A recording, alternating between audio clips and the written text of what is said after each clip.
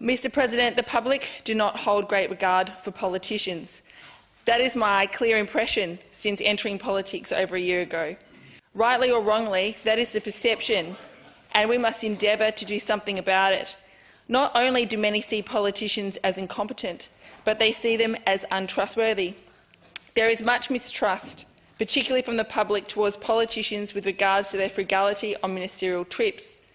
The perception of unnecessary spending of taxpayer dollars on luxurious trips, such as the Premier's 5-night $150,000 trip to Japan and South Korea, and the Treasurer's $75,000 8-day trip to the United States, and the ability of the Deputy Premier to rack up $72,000 in trip costs, does nothing to change public's low opinion of greed and misjudgment by their elected representatives.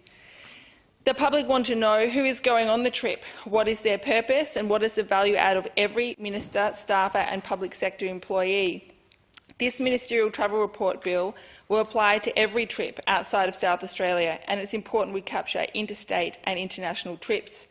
Transparency and communication of added value will be easily accessible to the public by passing this Ministerial Travel Report Amendment Bill. The tabled report will clearly state the reason and activities for the trip, but it goes further. How much was spent by every minister, staffer, public sector employee on flights, other travel, accommodation, food and beverages? Disclosure should not require the efforts of a Freedom of Information request.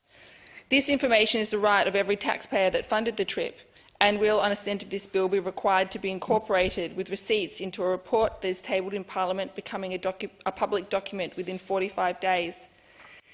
To state the obvious, Mr President, none of us here are elite, and none of us should be treating ourselves to elite lives or experiences on taxpayer dollars. To do so would reflect a deep misunderstanding of our role and show one to be either completely out of touch with the hardship faced by many or simply not caring.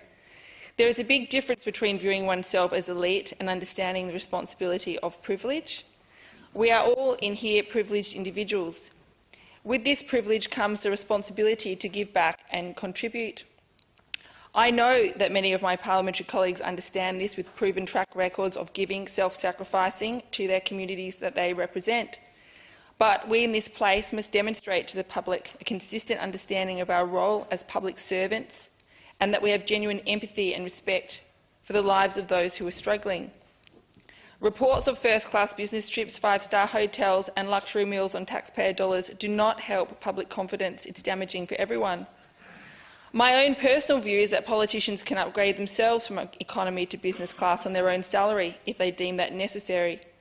Accommodation needs to be safe and secure, but greater respect from the public would be attained by showing more restraint with public spending. I urge the government to set and disclose a cap on food and beverage spending. This will demonstrate respect for the people we represent, many of whom cannot pay their rent if they have somewhere to rent and struggle to pay their electricity and grocery bills. An expensive bottle of champagne on the government purse might seem a drop in the ocean within the government's budget, but it all adds up and, importantly, reflects a deeper issue, that of a mindset problem that can pervade all areas of decision-making, a misunderstanding of elite versus privilege and our role in this place.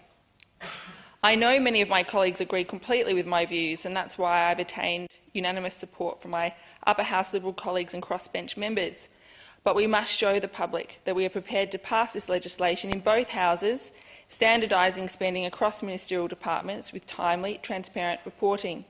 I wish this bill speedy passage through the lower house and will be keeping a close eye on its progress.